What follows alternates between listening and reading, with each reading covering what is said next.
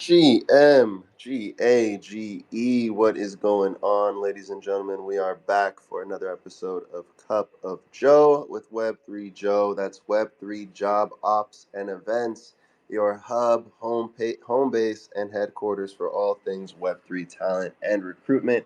They power these spaces. We're on every Wednesday, every Friday at 9:30 a.m. Pacific, 12:30 p.m. Eastern, sitting down with leaders in the space to discuss how you can land your dream job over coffee. The coffee is optional, but we appreciate you stopping by either way. Shout out to Arch. I see you listening live here on X. For anyone else who may be listening to the recording, whether here on X, on Spotify, on YouTube, we appreciate you stopping by. Hope you get some value out of the chat. And as always, we encourage you to contribute, participate, whether that be by jumping up on stage, dropping a comment, or just leaving us a like, sharing it with your friends. It always goes a long way. We got a very special episode for you today. A very close friend of mine from the Web3 space, Mr. Gabriel Alman. He's the director of sales and BD over at Rarible. Great person to know in the space and knows his stuff. Gabriel, thank you for stopping by, bro. Happy Wednesday. How you living? Oh, I am living the dream, my friend. Appreciate you having me on here. Yeah, dude, glad we can make the time. I know you got a ton of insights to share on this topic, so looking forward to getting into it. Shout out Thomas, I see you listening in the audience as well. I pinned up a bunch of tweets. The first one is the actual promo tweet for this space. Feel free to show love. The rest are tweets from our very own guest as well as the team he's with. Shout out Rarible, shout out Gabriel. But we can go ahead and get the conversation started. Gabriel, I did my best to give you an intro, but can you let the people know who may be a little less familiar who you are, what you do, and how you got started doing it? Yeah, absolutely. I'll try to make it brief because it's been a crazy journey the last couple of years. So I got into tech sales after college pretty quickly. Got directly into selling enterprise Web 2 tech as payroll and HR software for a big company out there. Shortly after that, joined HubSpot, which is a big CRM marketing automation platform that many might know. Um, and then at that point, I learned a lot being at big established companies with established processes, very specific ways of doing things. You could call them the right ways because it worked for them. And then I had a lot of ideas of my own that's a lot harder to implement at 5,000 employee companies versus 50 employee companies and smaller. And so I wanted to get into the startup world. So I ended up joining a social media management company that was more startup, scale up size, little less than 100 employees in Web 2. That was during 2021. And at the same time, was spending 40 hours a week on top of that in Web 3, specifically in like NFTs. I ran across Gary Vee, who I've been following for a while, launching his project. That was during the Bored Ape craze. That was during like all the craziness around NFTs in general. But what really got me excited was the technology behind it all. I really believed in NFTs and the infrastructure piece that it's going to play within all industries that we know today. And so I wanted to dive in deeper full time. Eventually got an opportunity to go work at Art Blocks, building out and leading their BD team. So working on strategic partnerships with companies like Shiseido, like Red Bull and Formula One, Adidas, MasterCard, etc. And so that was a really fun, exciting learning curve and a way to be fully involved in the space, get to know people in the industry, and continue to expand from there. About 2 years later, joined, which is about a year ago now, I joined Rarible. Very quickly started leading the BD team here and building that team out, helping scale revenue internally with different blockchain partnerships and different initiatives, as well as traveling to industry conferences worldwide.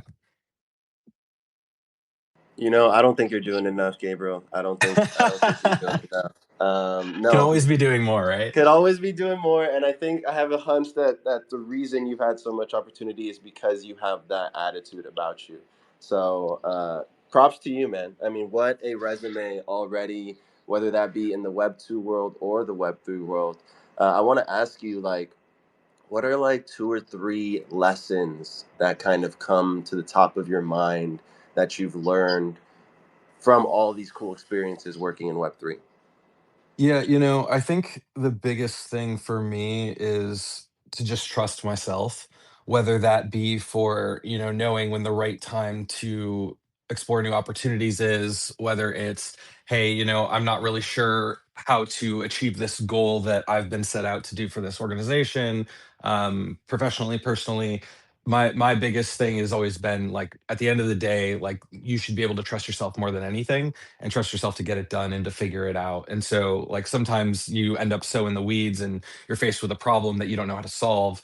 A lot of times you're just too close to it and you need to take a second, step back, look at the like all of your options across the board and really try to get creative, whether it's talking to a coworker or a close friend or chat GPT. Like, find ways to get out of your own head, take a step back, really expand your field of view on the issue and figure out a way to solve it, and trust yourself that you have the ability to. You just don't have all the right information, or maybe you've made bad assumptions. And so I think that's been the most critical piece of information that I've learned over the last half decade, is just being able to trust myself more than anything. Because when I tend to just trust my instincts, trust my abilities and the things that I've learned from all of these different opportunities, like, you end up getting, there might be a problem that I have to solve at Rarible that I wouldn't have been able to solve without having to face a similar issue at 3 companies ago. Right. And so you start to see these building blocks happen over time. And that's just been incredibly valuable to me. Yeah, that's huge, and like it's huge in a short term sense, obviously, because trusting your intuition is always a good thing. We learned that from like back in the days when we took tests, but also in like terms of long term of just flexing that muscle, right? Of like learning to trust yourself and having that faith in yourself. And you're not always going to be right, but the more you flex that muscle and the more you lean on yourself, the more capable you will be when the future calls for exactly that, right? So great 100%. point. Um, how about milestones? Like, what are some of your most notable or favorite milestones in your own mind that come to mind in terms of your time in Web3? Yeah, I mean, I definitely think getting to work once with some of these big brands that I had mentioned was some of the most fun, and stressful times that I've had in my career. It's really neat being in Web3 in a technology that not a lot of people understand. And so, the sales process is very different from selling payroll or selling a CRM or a marketing automation software. Like, people in businesses, when you're talking to them, they, for the most part, unless you're selling to SMB, they know what those things are. They know how to use them. And it's a pretty straightforward and competitive process. Whereas in Web3, a lot of these products are so unique and so different. And you have to reframe, these businesses have to reframe the way that they're thinking, especially if you're selling to Web2 companies. And so it's really fun because you become more of like an educational steward, where you're teaching people about all the possibilities using this technology to help them achieve whatever their business goals and KPIs are. And so I think that's been the most fun for me. One of the better highlights and kind of full circle moments for me, for sure, was just happened recently with VFriends. I've always wanted to collaborate with VFriends in some way. Not willing to move to New York to go work for Gary, so I, found kind of another avenue through, kind of on accident. I was at ETH Denver and ran into Andy, the president of VFriends, and Jeremy, who's a really big guy in the community from the early days, and he also works for VFriends now. We're kind of just catching up. It was actually like the last meeting that I had had, and it was kind of impromptu. I was on my way back to my hotel, and they texted me, and I changed my course. And that led to me talking about what we were doing at Rarible with these brand pages, trying to make it very easy for Web2 audiences to onboard into crypto. The ability to aggregate all of your different collections that you have, especially for VFriends, they're scattered everywhere across multiple chains, multiple platforms, and do it in one place.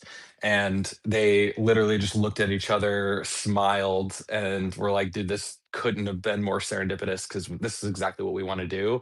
They were actually building their own marketplace before, but it's just such a pain to handle and build from scratch and maintain. And there's so many moving parts that they honestly just didn't want to deal with it. And there's also legal and compliance that comes along with owning that.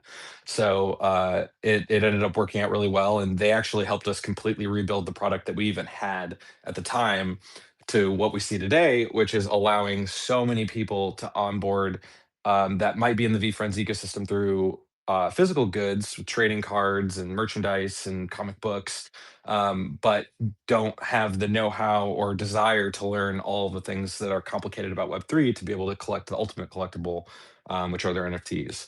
And so now we have the ability for people to go to a single website, sign in with an email, see an asset they like, buy it with a credit card. It automatically spawns them a wallet, so they don't have to do anything. Like there's a story about a grandma being able to buy her first NFT, and it's so cool to see how many new users are acquiring VFriends through that. That's huge, bro. I mean, you love to see you love to see stuff like that just in general in the world. But if I've said it once, I've said it a million times. I think here in Web3, the opportunity for serendipitous, just win-win type collaborations is just so much more apparent, and the room for it is just so much more available. So like seeing Jeremy, who's one of my favorite people in the space, just link up with you at an ETH event. Who Gabriel, who is another one of my favorite persons in the space, doing cool shit for both of the teams that you're working with, and to be able to come together and create a win-win. Again, obviously not just for each of your teams, but more importantly for your users. That's huge, bro. Like that's amazing, and we'll be yapping about this at a future VCon. I bet, and then the ball just keeps rolling from there. But um, that's awesome. And so even in someone like you, I think another lesson is like even someone like you, who has been around the block, who has had success in these Web3 roles and obviously Web2 roles, you're still, and obviously your role calls for it, but you're still constantly looking for opportunities to get conversations started, to see where your product can fit with somebody else's product or service. So like what advice would you have for people listening in terms of how to get that initial conversation started with a potential employer or collaborator? Yeah, I mean, I think, I always make jokes about how I love interviewing, and people, and it's not a joke to me, but people just kind of look at me all weird, like that interviewing is so anxiety ridden and there's all this, fear and anxiousness around it. But the way I see interviewing is no different than I see sales. Like the only difference is the product is you're selling yourself. Right. So I don't do anything differently in a interview process than I do kind of what you were talking about. For me, there's a handful of things that I look for, whether I'm trying to find a new business opportunity or I'm looking for new roles. And the biggest thing, especially in a space this small where everybody knows everybody, it's all about who you know. And that can sound really scary to people, especially when they're trying to break into the space. Maybe they don't know a lot of people. It's like, okay, well, what do I do? Right. And it's like, you got to start somewhere. And this space is so filled with different communities that are massive, right? Whether it's the Mega ETH community or the VFriends community, there's communities around all of these different projects, both NFTs and DeFi. And so, like, find something that's interesting to you, start exploring the space, see what you're interested in, and then go join a community, start talking to people, get to know people in that community that are have the similar interests, right? After that, it's like, hey, find different meetups in your area. There's a lot of different apps that support like crypto group meetups, especially in bigger cities. I'm about an hour outside of Detroit, and so I drive up to Detroit because that's the closest one for me, where there's all kinds of people from the industry that are working there, and we all get to just kind of shoot the shit and talk, like brainstorm and talk about what's going on in the industry and our experiences. And there's tons of networking opportunities there. Go to a conference if you can. A lot of the conferences are either pretty inexpensive or free, and so like you don't have to fly to Singapore to go to one of these big major industry conferences. So like go and just put yourself out there, like be uncomfortable, go talk to people. That's the best way that you can go and start meeting a lot of these people that are already in industry, and they can get you connected with people, that can help lead to either business opportunities, new jobs, etc. One of the most fruitful ones for me, I'm in a business development group for Web3. At least it started that way, and now it's expanded to different types of roles, different industries. We added recruiters in there. And so, like, I'm constantly getting notified whenever new jobs are popping up. And all I have to do is DM the person that posted it. They get me a referral into the company. I most likely land an interview if I'm a good fit. And then it's up to me from there. And getting the interview, in my opinion, is the hardest part. And so going and just applying on a job board, it makes it really hard to stand out, especially if you don't have industry experience. And so going and talking directly with recruiters whose whole job and the purpose of their existence is to help you, or people that are at the company that you want to work at, like go pick their brain, see if they'll give you a referral. Find different ways to be able to stand out. Whether you're looking for a job or you're trying to do new business opportunities, it's the same process. Yeah, absolutely. Well said. I mean, what I heard you saying is like be visible, right? Put yourself out there one way or another. And you can look at that, right? There's two sides to every coin. You can look at that as, ah, that sucks. I gotta, it's who I'm not that Mhm. extroverted, which is real. There's truth there. 100%. But you can also look at it on the bright side and say, well, I mean, what's kind of cool is if I do have the skills and if I do have the passion, if I do have the motivation, the odds of somebody seeing me here and rewarding me for that and giving me an official position where I can contribute that much more is that much higher. So, Oh, 100%. It comes down to like how much do you really want it, right? Like are you willing to be uncomfortable for a little bit and out of your comfort zone to get whatever it is that you want, right? And be able to have that higher purpose. The space can be so rewarding. And I mentioned communities, like the spaces in general is a community. So even just finding different ways to participate, whether you're posting on X or talking about your thoughts or playing around with AI or whatever, it's like there's communities around that and you just need to get around people that are like-minded, pick their brains, learn from them, just get them to know who you are. Because if you're just sitting in the background, nobody's going to know who you are. But it's actually not that hard to get noticed in this space because it is so small. And because it's so small, it's significantly less competitive because everybody can win. It's just a matter of do they have the right teams to be successful at whatever it is they're doing. And so, like, just getting in, getting your hands dirty a little bit, playing with the tools, exploring the different communities is the best thing that you can do to get people to know who you are. And everybody that I've ever ran into in this space, genuinely, like all they want to do is help other people. And so it's a great space to go and dip your toes in. it's an amazing thing, and a lot of what we talk about on this show is just applicable to life in general. But I just think it's so much more true and apparent in Web3. But it is an amazing thing when you realize that there actually is enough room for all of us at the table. And I think in Web3, again, that fact is just so much more apparent and so real. And once it clicks in your head, like, wow, we really all can eat, and there it really is so much opportunity for so many win-win scenarios and situations. One great example is what you just mentioned, that group you're in, where you guys share roles and opportunities with each other, and it's a win-win for everybody, for everybody involved.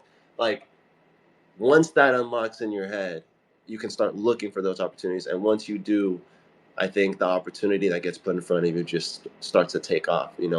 First slowly, then suddenly. That old thing. Um, and I appreciated your point on like getting the interview is one of the hardest parts, right? So like you've been visible, you've been putting in the work. Somebody noticed you, somebody referred you, somebody reached out in the DMs. You got a call in the books. How can folks best prepare themselves for success when it's time for that call to happen? So when you're saying, sorry, I missed part of it. You mentioned you're talking about the call for an interview or just for like a meeting to introduce yourself to somebody. Well, I say it call because in Web3, oftentimes when I've asked this question, uh, I've gotten, well, it wasn't an official interview, it was more of a referral. So it can be as casual, just Hmm. whatever you got to do to prepare for that initial call, whether it's Totally. kind of like a meeting vibe or more of an interview vibe. I mean, the way that I look at every single meeting, and maybe this is a little extreme, is every meeting is an interview. In the same way, every person you meet is judging you, and that could be judging positively. They're assessing you, right? And so, like the more likable you are, the more knowledgeable you are, the more prepared you are, the more you are going to come off positively in the other person's eyes. And so, every single time that I go to talk to somebody, whether I've met them 100 times before or it's the first time meeting them, I'm always looking up. Like I want to know as much about them ahead of time as possible, because the way that I see, especially with interviews, is one of the things you always get, hopefully, are do you have any questions for me? And the last thing I want to do is ask a question that I could have looked up on their website or I could have seen on their Twitter. It's like that question alone shows that I did no research. Whereas I can ask much more intelligent, relevant, in depth questions if I already have the background, because I can use that information to then formulate my questions. For example, hey, I saw that you guys are partnering with this company. That is a really unique strategy, and it's kind of different than what you've been doing historically. Is this a pivot from what you guys have been doing in the past? Like, what's the strategic vision for this versus, tell me a little bit more about what you guys do, right? Like, that shows so much more that, hey, I have done research, I care about this company. Or if it's just an individual, like, hey, I saw that you were at these other companies before. What led you to change complete industries and go into this sector of Web3 versus this previous one? And how has like your knowledge and experience there impacted your ability to perform the job here? Like those are types of questions that you can ask that show that you care, that you've done research, and you get a completely different response and emotional response from the person and how they feel about you because you've done that extra research. And it doesn't take long. You don't have to spend hours doing it. You can do it in 15, 20, 30 minutes if you really want to go deep. Right, and again, so much of this ties back to like making sure that's actually what you want, right? Because if it is, you should have a natural interest in learning more about the company that you're potentially going to be 100%. working for, right? A hundred Again, percent. this And goes and for being able to ask better questions like that, like if you can get the information of the basic questions just from online, it's like you can learn a lot from that. Then you can ask more educated questions and strategic questions that align with whatever you're looking for out of the company. You can learn more about the types of partners that they work with versus asking them what that looks like because they usually post marketing things about it whenever there's a new partnership. Like there's a lot of things that you can learn online quickly to prepare you to ask the more in-depth things, the things that matter the most to you, based on whatever your criteria is for looking for different opportunities. right, and that This space was downloaded via spacesdown.com. Visit to download your spaces today. that point on quickly too is like it's not about being in a rush. It's just about what you said. Everything you say and everything you do is part of your brand and who you are. And so when you say 100%. quickly, it's like these hiring representatives only have so much time, and so if you can go in there and show them that you came prepared and you came with research and you came with questions to kind of get ahead of the game instead of asking these super basic questions, that already shows you came prepared. It also shows you value their time, right? There's so much that goes into these little things that Oh, 100%. But you also have to think about like how this is an industry that there is demand for people wanting to break into. And so especially for the people that might not have a lot of relevant experience or want to change to a different type of role, you have to find unique ways to stand out in the interview because they're only going to remember, like they're not going to remember what you said or what you wore, but they're going to remember how you made them feel, right? And so how do I find a way to stand out and making them feel a certain type of way towards me where they're like, man, something about that guy, I really think he'd be a good fit for this team. And they go to bat for you, even if on paper, on that piece of paper that you spent hours putting together, it looks like you aren't the most qualified candidate. There's intangibles that can help offset that. So I don't spend too much time on resumes to be transparent. Like a lot of I don't go onto job boards and just apply to jobs because now in a pool of thousands of people that maybe the AI platform they're using to sift through picks mine, but more than likely I'm just wasting my time. I'd rather spend my time figuring out what are the top 10 companies that if I had the choice I could go and work for. Okay, great. Who are the people that work at these companies? Who are the recruiting teams or recruiting partners that work for them? Who are the managers of the role that I would want to be in? And I'm reaching out to every single one of them and just trying to get some time to chat and pick their brain. And like a lot of times will turn into an accidental interview. Like I've got on a casual just coffee chat with somebody at a company. They're like, okay, cool. So for your next interview, and it wasn't a scheduled interview. They haven't even seen my resume yet. We've just had a conversation. And so it's like a lot of things can happen like that when you find ways to stand out versus the easiest lowest barrier is just going and applying online. And that's cool. You can do that, but if you really want to get what you're looking for instead of just spraying and praying, be intentional, do your research, get in touch with people that work there or work for them and find ways to stand out amongst all those resumes that are just applying online because and somebody's it going to do it. It might as well be you. Actually, exactly. And again, you can look at that as, oh man, it's Web three. I wish it was Web two, and I could just send in an app and do it, quote unquote traditional. And if Dude, that's what you it's want, no different. It's no different. Every single job I got in Web 2, I did not every job I've ever gotten, I've never applied for. I've never gone and just submitted on the job posting. Every time I've done that, most of the time I never get a call back. And it's like I learned this on my first job when I was 16. I wanted to work at Best Buy. They didn't hire people under 18 at the time for sales, only for the checkout, and I didn't want to do that. And I was like, I just need them to like, I just need to get in front of them. Something in me just knew. I'm like, if they can just talk to me, I knew I would be fine. And so my entire goal with every job interview to land it is just to get in front of them. That's the hardest part. Because once they do, then it's up to you. And I believe that once people meet me, they're going to want to work with me. They're going to see the value in having me on their team. I mean, I'm in sales, and so my job is to sell my favorite product, me, in these interviews, right? And I can sell myself pretty damn well. So like why I need to not have this company miss out on that opportunity to meet me and let me do my job. And if then it's still not a fit, that's fine. But I know I did everything in my power versus being judged off a piece of paper. And Best Buy had open interviews in the fall, so they had to meet with me. Walked in, I ended up having to meet every single manager, and they made an exception to hire me on the sales team at 16. And I ended up working there all through college and absolutely loved it. There's a part of me that wishes I would have stayed there forever, but they got me into technology, and that changed the course of my career. So it's you just got to know what you want, and then you got to find ways to stand out and go after it. what a time to learn that lesson, man. Right? Yeah, very It's grateful I learned it early on because like I said, every single job, every major company, every Web3 yeah. company, the way I got the job was just like that. It wasn't through just applying on a job board. But also, shout out to everything that led to you being that young man who had that confidence in yourself to believe that, and then manifest it, make it happen. So, it all ties in together. I couldn't help it. We've been talking so much about standing out. I had to pin up this meme that we actually shared in our marketing brainstorming chat this morning. In terms of ways to stand out, to anyone listening to the recording, it says, "To my BD team, are we pushing hard enough to close?" And then it says them in quote in parentheses in prospects DMs, and it's a screenshot of a DM, and who I imagine is one of their BD people, and they send that meme that it's like the dude laying in bed with his lady, and she's like, I bet he's thinking about other women. And he's like, "Will Natalie respond to my reach out?" And the response, I assume this is real because this feels like it could totally be real. The response from the BD prospect was, "That's actually pretty creative."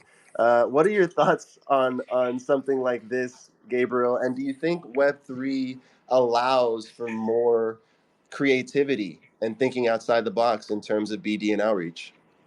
I think Web3 leans into it more. I think it's just as effective in Web 2. At the end of the day, it's still, regardless of the technology, it's still the same people that are running these companies that you're trying to reach out to. They are humans. They have a sense of humor. Like, obviously, it can even help if you go a little further and do a little research on the person that you're looking for and maybe snag a photo with their dog and crop the dog into a meme, and it can be a whole like more even more personalized thing. But you 100%, again, this comes down to standing out. Like everybody is sending the second email on an automation loop saying like any thoughts. That died in 2017. So what are we doing to stand out and get people to at least get a response? Because at the end of the day, I don't care if it's a yes or a no, but it's much better than I have no idea because they won't respond to me. And so whether you're looking for a job or looking for business opportunities, like finding ways to be creative. I love when I get memes and stuff like that in my DMs. I actually just had a recruiter that I was traveling to Singapore and I kept seeing his email, but I didn't have time to reply, I didn't prioritize it. And they were following up with memes like that. And it made me constantly remember that meme and that person because of it. Like I only know his name still now, even though it like there was an opportunity to explore. I know his name and I know who he is because of that. And if something changes in the future, even though it's not a right now thing, he's somebody that I'm probably going to reach back out to because he was creative and he was funny and he was personable, and he's top of mind now, right? It's why branding is so important, whether you're a company or an individual making your personal brand. People know you by things, and so finding ways to stand out and again making them feel good. I remember how that meme made me feel, and that's why it stood out to me. So I'm 100% on board with different marketing and messaging. We can call them tactics like this because it's people aren't doing it. People are too scared to do it. They think they're going to be judged. They care about what other people think, and business doesn't worry about emotions. I appreciate your take. I mean, you end it with business doesn't care about emotions, which is absolutely true, but it almost can be kind of perceived to be kind of pushing up against your earlier statement of like people are human, which I also super agree with, but it doesn't. They go in Mhm. line as long as you understand the balance. But I really appreciated that take of like we're humans, dude. Whether you're in Web 3 or you're in Web 2, there's people 100%. behind these screens and these PFPs, whether it's on an email or a DM or a Slack or whatever. There's people, for now at least. In 10 years we'll see with all this AI and bots. But for now, there's still Very people. true. So great points. Well, it's Get also a great yourself way to on. show that you're not AI, right? You're not an Right. automation bot. Like, again, finding ways to make it as personal as possible while still, if you're doing a lot of outreach, making it scalable. Your top 10 priorities, it's like that should be 100% done by you by hand, one off, not put through an automation system. Like, show them that you care. Find ways to stand out. Find ways to show them that you are doing the work, you are doing the research. This is coming from you, and show off your personality. If you're somebody that likes jokes and memes and keeps it lighthearted, it's like a lot of times that's what you'll receive back if that's what you give off. So like lean into that, be you, because at the end of the day, you want people to hire you for you, not because of who they think you are, and you're not actually that person.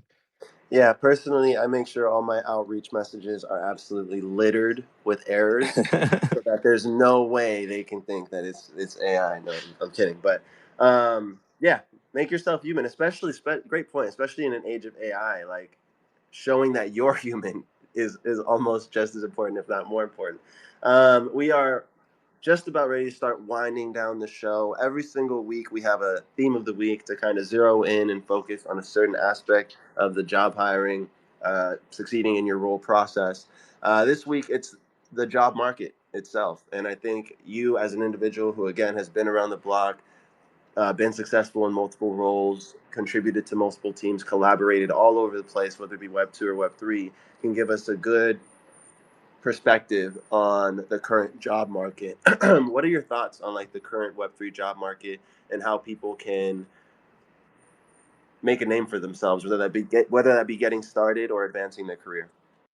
Yeah, I mean, I think, the job market in Web3 changes daily. We just got news of a big blockchain that's shutting down their doors yesterday, and that was big news for everybody. So there's going to be some talent that's flooding the market, but that's one team. There's some other companies struggling, and there's also some other companies thriving and growing. So at the end of the day, when it comes to the job market, you really have to do your research on the companies, their current state, talk to their employees, like try to get as much transparency as you can. Q4 historically in tech is a great time to be looking for job opportunities. A lot of companies are looking to scale and build out teams and get them trained before the beginning of Q1, so they can hit the ground running. So this is a golden time for people that want to go and look into opportunities. I know a lot of teams are hiring right now, and that's across engineering, creative and marketing, BD, etc. So like right now is the time to put your head down, go learn about whatever part of the industry you're interested in, go get connected. There's a ton of events that are happening towards the end of the year. Like show up at one of those, go to your local, find your local groups, and just get connected as much as you can. Join some group chats, participate, share some thoughts. That's the best thing that you can do. And right now is a great time to be doing it. Absolutely well said. How would you say the Web3 job market has evolved since you first got started in Web3? It's interesting because I wanted to be. I mentioned I got into NFTs in early 21. I didn't start working at Art Blocks until late 22, and the biggest reason was there was no BD opportunities or no sales opportunities, or very, very, very few. So many of the companies were so tech heavy, which was great for engineers. They're all building early stage products. I get that's important, but the companies weren't thinking about go to market motions. And so I think you're seeing a lot more roles come up that are specific to go to market, whether it's on the marketing side, the creative side, the BD side. People are seeing, hey, revenue does matter. Creating sustainable revenue and sustainable revenue processes matters. And so you're seeing a lot more opportunities pop up on the go to market side of things, which I think is great for both the individuals and the talent that's coming from Web 2 that wants to break into Web 3, but also great for the businesses because it's such an incredibly important motion that a lot of them just haven't focused on. They think the product will just do its thing and be fine. But strategic partnerships, collaborating with other companies, and ultimately selling scalable revenue and products is really, really important for sustainability. And so I think a lot of companies are seeing that, prioritizing that, and looking for the best talent out there. Yeah, I would completely agree with you. I think back in like 21, 22, it was a lot more dev focused and dev heavy. 100%. Which I'm the Pretty. furthest thing from hyper technical at all. Like I can hold my own in most conversations, and to normies, I'm like a tech wizard. But man, in this industry, like I don't know anything. Like I know what Solidity is, but I could not tell you anything Right. about it. Um, so I'm learning new stuff every day. But at the end of the day, in BD, you don't necessarily have to be hyper technical. You just have to know enough about your specific product and the people, the businesses that you're engaging with to get by. And there's usually a lot of technical support internally that can help fill the gaps. So never let that like hold you back from exploring opportunities just because you're not technical, especially nowadays with all the tools we have available to us. Yeah, absolutely. And I think the teams that I would bet on to succeed are the ones that don't swing, that don't overcorrect too much, right? To a point where, oh, we were dev heavy, now we're going to go all in on marketing and no product. And I would bet Mm. on the teams that, find a middle ground of like, okay, we were dev heavy, now we understand we need to prioritize marketing and go to market and BD more, but we still need to, make sure our product works and functions. And because Web3 just, it tends to have this, we like to move in big swings, especially as an industry, not every individual team, but as an industry. Oh, 100%. And, a lot of these companies are ran by first time founders that haven't really run companies before. And so a lot of them have had the thought process of, oh, we have one BD person that's generating, let's say $500,000 in revenue. And so if we hire three more, then we'll be able to make $2 million in revenue. And that's not necessarily how that works, right? You have to really understand, hey, how much capacity does this person have closing that revenue? Or do they have no more capacity for more meetings and more prospecting? Okay, let's bring one more person on. The industry is so small. For a lot of us, there's only so many companies that we can sell to. So more heads does not mean more revenue. So these are the questions you have to ask: is what are the intentions behind like opening this role? Like why is that important? Where are you at right now where there's a gap that this role is going to fill?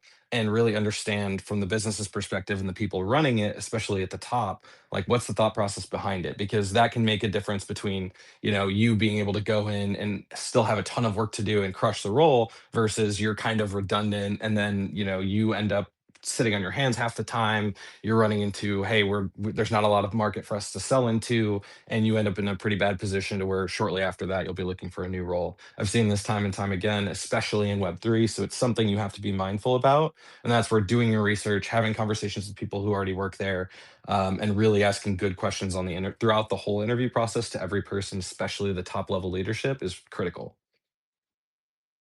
Great points. How do you define success in your roles that you contribute to, Gabriel? Yeah, I mean, for me, it's pretty binary. It tends to be very revenue driven. At my current role, I'm in charge of 80% of the company's revenue, and so it's a big. I mean, you can't fake revenue, right? It's not, oh, how many likes did we get, and that doesn't necessarily contribute to the bottom line of the business. But like, hey, we need X amount of revenue to be profitable, pay all of our employees, and be able to continue to grow our runway. What do we need to do to achieve that, and break it down from there to the day-to-day activities. So as far as success goes, in every role that I've had, it's always tied at the end of the day to revenue, and meaningful partnerships that, whether it's short-term revenue because we get paid right now, or strategic partnerships that may not be revenue heavy on the front end but open up new revenue opportunities for us in the future. That's what I'm focused on, and ultimately kind of building the business from the revenue side. Numbers don't lie. Can't go wrong with that. Keeps you What's your honest. Yeah, it keeps you honest, keeps your eyes on the prize. That's a good point too. It keeps you honest. Um, what is your favorite part of working in Web3? Hands down the people. I think it's people and the projects. You know, you get to meet so many interesting people, innovators. Like I've probably ran into a handful of people that are going to be the next, Mark Zuckerbergs and leaders of the tech industry, and they're just working in BD or marketing roles at the moment. There's just so many smart people in here, and so it helps.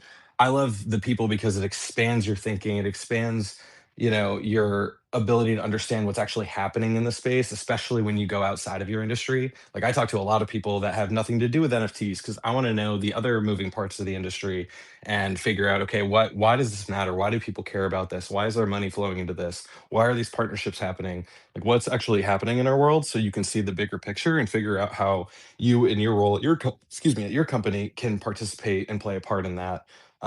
And so for me, it's just continuous learning, being able to learn so much from so many different people with different backgrounds, different experiences, different knowledge bases. That's hands down the most valuable thing. And the projects are a part of that, being able to understand what's happening with these different companies, why they're making the moves that they are, and ultimately seeing them play out. Couldn't agree more, man. Again, I'm biased. We're biased, but I just think I'm confident that we have some of the most forward thinking cutting edge individuals in this space in any industry, in tech, in marketing, in fashion, in music, in art, in events. We're all here, and it doesn't mean everybody from all the top people from that industry are here, but it means at least some of them are, and enough of them are to slowly get more and more talent and amazing people in the loop and contributing to this space as well as benefiting from the amazing technology that is blockchain and everything else that this space has to offer. So I completely agree. We're just about at time here, Gabriel. You've been dropping nothing but gems in the last 45 minutes and couldn't thank you more. One more question to kind of wrap it all up. uh, what is your advice for individuals listening who are looking to either break into working in Web3 or advance their careers in Web3? Yeah, I mean, I already alluded to it, man. Like you have to understand the space as much as possible, which can sound really daunting because there's a lot of different narratives, a lot of different things going on. The best way to do it is just to talk to people, join some communities that you think are cool. NFTs are a great gateway to do that because there's a lot of amazing communities within that and people that are a part of different parts of the industry that are still participating in that. So that's where I would start is just go and find some like-minded people, go have some conversations, set up some coffee chats, learn about what they're doing, what they think is interesting, and start exploring from there. Like, just take the first step. Get in touch with recruiters that are recruiting for different companies, have a chat with them, see what different opportunities are available that align with your skill sets, and get some advice from them. If you don't have exactly what you need to break in, figure out what you're missing and go and find a way to get that. So I think at the end of the day, it's just taking that first step and putting yourself out there, which can sound really scary, but it is so, so, so worth it. And it's ever so many people in this space are so friendly and willing to help, and all they want to do is try to help find different opportunities for people. So like opportunities are endless, and you just have to take that first step yourself. Take that first step, ladies and gentlemen. You heard it here first. That is just about our time. Gabriel, you've been an absolute legend, bro. Thank you so much for taking the time. I know you're a busy man to come out and yap with us for a little bit, drop some game. Any final words before we let you go?